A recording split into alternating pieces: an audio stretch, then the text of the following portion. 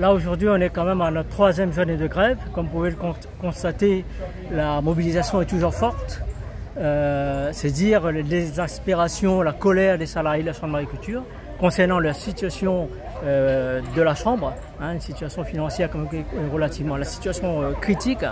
Les salariés expriment leur mécontentement, ils veulent des garanties sur leur emploi, sur le financement de leur emploi. On continue une épée de Damoclès au-dessus de notre tête. On ne sait pas si on va être financé, on ne va pas être financé. Au bout de 5 ans ou 6 ans, on remet à nouveau le tissu sur le métier à tisser et puis on se dit ben voilà, etc. Il y a aussi un mécontentement par rapport à notre pouvoir d'achat, puisque comme tout un chacun, nous aussi on subit l'inflation et nos salaires n'augmentent pas.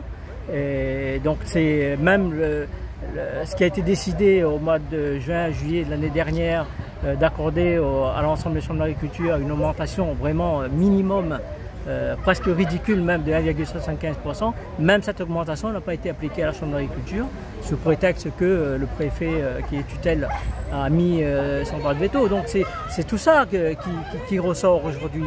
C'est vraiment des mois et des années un peu d'exaspération qui couvaient à la Chambre d'agriculture. Au mois de décembre, effectivement, nous avions fait 2 jours de grève.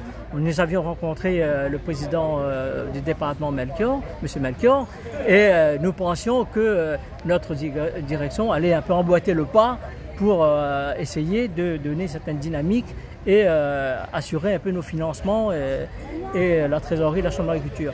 Bon, on constate que hier on a rencontré notre directeur général, notre direction, et bon, on estime que ça n'a pas avancé. Je dirais même qu'on a l'impression que notre direction marche en reculons.